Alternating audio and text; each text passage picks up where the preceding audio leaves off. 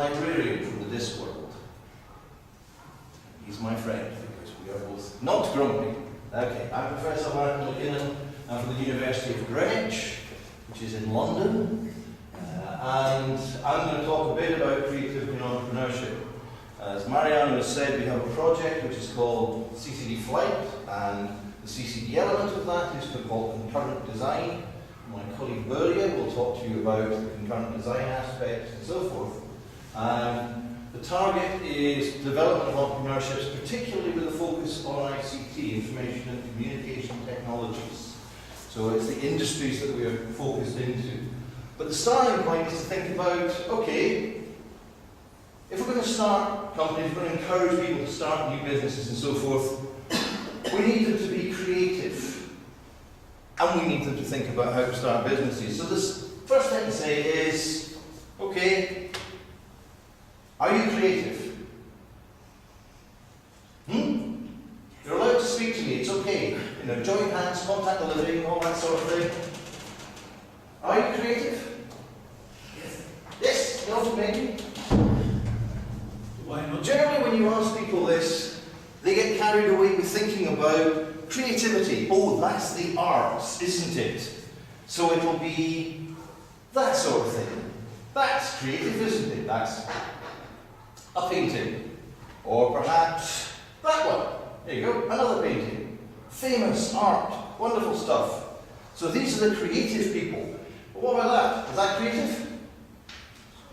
That's the world's first ever cantilever balustrade bridge. It was built across the River Forth in Scotland. It remains the best example of its kind. People come from many, many miles to photograph it. It took the train across the river.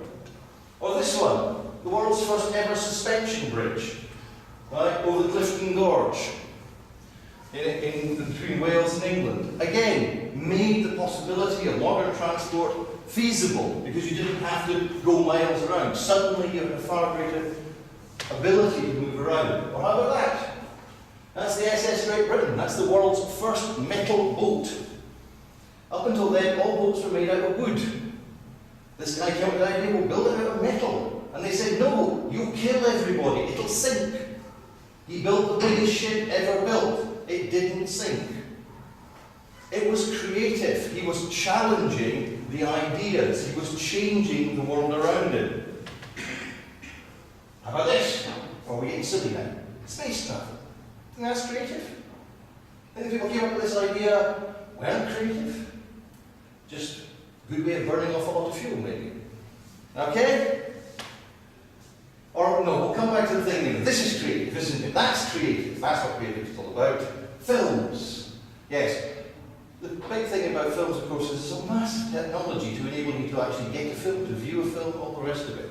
The people who came up with all of that weren't the creative ones. The creative ones are in front of the camera going, oh, I'm wonderful. So it's a big question. When we think about it, when we think about creative people, we tend to think about these people. Okay? This is a pop quiz. Do you recognize any of these people? Speak now. Right? Speak, shout. Van Gogh. Van Gogh? Yes, that is Vincent van Gogh. Tarantino. Quentin Tarantino, yes. Any takers for this one? It's the guy who made the second picture I showed you. That's Edvard Munch, Norwegian. We have Norwegians in the project, you see. But these are the people we tend to think of as creative. Wrong. In the last 200 years, for the human race, the most creative and important people have been the people who created the new technologies, the disruptive technologies that have shaped our world. The things that have changed the way we live and the way that we exist. The art and film are the nice things that we use as escapist technologies. They're lovely, they're aesthetic. But they're not creative in the sense of changing our world, disrupting our world. So how about these guys? Do you recognize any of these people? Come on, pop quiz. Yeah. Bill Gates. Yeah. Bill Gates, university dropout. You know the story about Bill Gates? He doesn't have a degree. He's got a doctorate because he's really clever. What he's really clever about, what did he invent? Nothing. Correct? He made a company called Microsoft, and he made a company called Microsoft out of nothing. Literally. What Bill Gates did was he was at university and he had a good friend he was working with called Norm. Norm was really clever. He was a good programmer. And he was working on an open source operating system called CPM+. Don't worry about that, you don't need to know it, I just happen to have that information. Bill's looking at this going, that's going nowhere, that's a nothing. I'm not going to do that, I want to be rich, famous, godlike. IBM, having spent years going, no, personal computers, complete load of nonsense, going nowhere, suddenly said, we need to actually be in the personal computer market, we'll buy it. So they created the world's first PC, but they didn't have an operating system. So they advertised, because they didn't have anybody who built one. Bill Gates went to them and said, I'll give you an operating system, not a problem. I can do this for you. I have one already that we've been working on. And they gave him the contract. He had nothing. They ripped off CPM+ because it was open source, made a few changes and called it MS-DOS. He made billions. Microsoft continues to this day, possibly in the same mode in some senses. But the point about it is not that he was a technical genius, he was an entrepreneur. He saw an opportunity. He found a way to actually do that in a technical sense. Anybody recognize anybody else in this group? Turing. Alan Turing. What do you know about Alan Turing? He was a code breaker.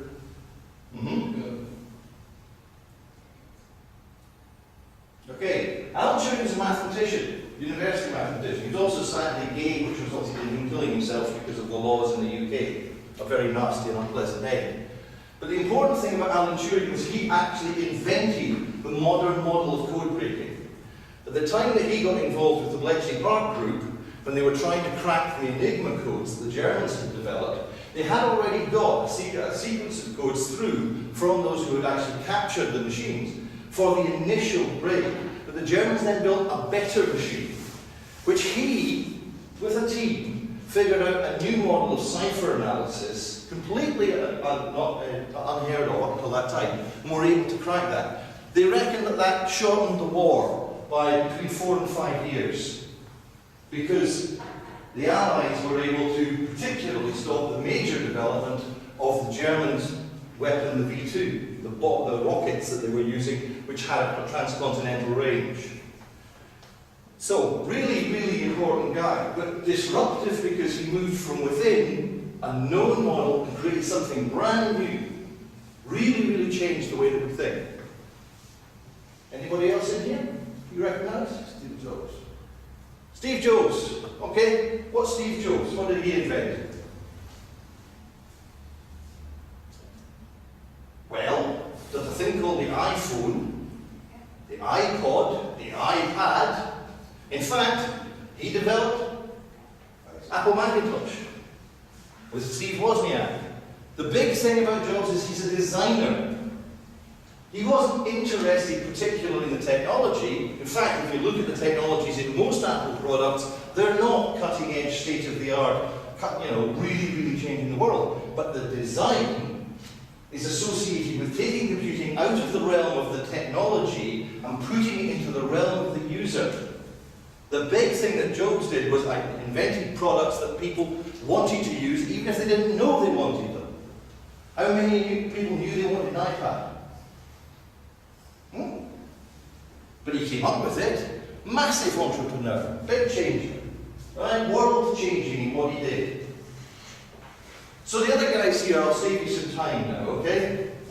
This is Isambard Kingdom Brunel, invented modern engineering. He's the guy who invented the suspension bridge and metal boats. This is Lord Kelvin. He's the man who pretty much created what we think of as the modern science of physics. Right? From within the established natural sciences model.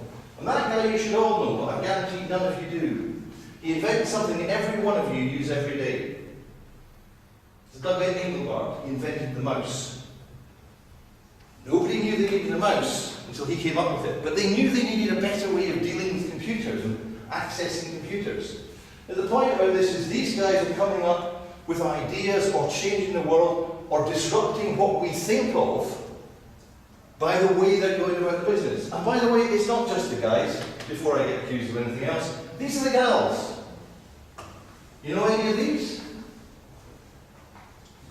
Bigger challenge now. Come on. Come on, ladies. This is a spot quiz. Do you recognise your sisters? That is Ada Lovelace. Ada Lovelace was the lover, or friend, or whatever, of a man called Charles Babbage, the man who invented the very first computers, the analytic section, which were mechanical computers. She is deemed to be the world's first ever programmer. She actually wrote instructions for this machine. She was a gifted mathematician, for all the fact she was actually the daughter of Lord Byron, the poet. Okay. Any takers on this lady? Okay, I'm disappointed in you. That is Grace Hopper. Grace Hopper is one of the most important people in the history of the development of computing in the 20th century. She was a Vice Admiral, Rear Admiral, sorry, in the US Navy. She was largely behind the development of Milnet, which is where you now get an intranet from. The internet didn't exist without her. She also invented the term bug, because they had real bugs, moths which buried into the casing of the cables that they were using between the naval sites, which actually caused problems on their connections. A formidable lady, absolutely tremendous, and was fascinating computing right up till her death. How about this lady? Okay? Those of you who are involved in science and engineering, this is Anita Borg, the lady who created the Anita Borg Institute for Women in Science and Engineering as a worldwide institute to support the rights of women in those disciplines. Yes, thank you. Marie Curie's Oscar. Rather famous scientist, I think. Changed much of what we think of as a modern chemistry, in that not just because she happened to find a thing called radium, because they actually identified a thing called radioactivity and the impact of that, which she eventually died of course. Okay, these two are more of a test, I fear. Okay, this is a lady called Rosalind Franklin, which means nothing to you. She's the most tragic person here because her discoveries were stolen by two men, Crick and Watson. This is the lady who actually discovered the structure of DNA. And sadly, she died of cancer and was never recognized for her work. And this is Millie Janowski, who is a Czech lady who developed solar panels, solar power. What again we're into is these are people who have changed and shaped our world, who have had radical ideas, new ways of thinking about what we might do, or have taken a role in bringing us forward, in changing things. And when we think about creativity, it's not, can I draw a pretty picture? It's, do I have the courage, the strength to actually change the world? What's the message? So the message, if you want to be an entrepreneur, is first of all, find an idea. You don't have to have the idea. It may well be that you work with other people, you find other people who have great ideas. There are lots of people who come up with clever ideas. There are very few of them who ever take it beyond that. It's understanding the opportunity. It's finding that idea, whether you invent it, whether you do it with others. Finding a unique selling point, something that says that this idea has a way of changing our world, disrupting it, making it different, making a difference. Developing a plan. Barry will talk to you about this in a minute. This is much about what we're about. Find funding. Develop the product or the service. Sell that product or service to whoever it is that you want to sell it to. And, as Theo will absolutely support, work, and keep on working. Entrepreneurship is not easy, but you have the opportunity to make a difference. And that's the big thing. Make a difference, and maybe become rich and famous as well. So some more people, just to finish off. Who are these people? Oh dear. So, deeply involved in science and technology. Have you ever heard of Sergey Brin? Or Larry Page? The guys who made a thing now known as the Chocolate Factory, or Google. Out of Stanford University, both of them researchers, come out and start the world's greatest search engine, not sex engine, sorry. Small slip there. And now world domination tool. This guy, Zuckerberg, Mark, again, dropout students, started a thing called Facebook. You might vaguely have heard of it, I don't know. Now the third biggest country in the world. There are more people on Facebook than live in any country apart from China or India. And this lady is, what's her name again? I've forgotten. Emma. Martha Lane Fox, that's it, which I remember earlier. In the dot-com revolution. You remember heard of the dot-com revolution back in about 2000? All these companies going to change the world once the dot-com all went bust. One or two survived. This lady did. This was lastminute.com. Now one of the world's biggest travel booking, hotel booking agencies, and she's become a baroness as a result.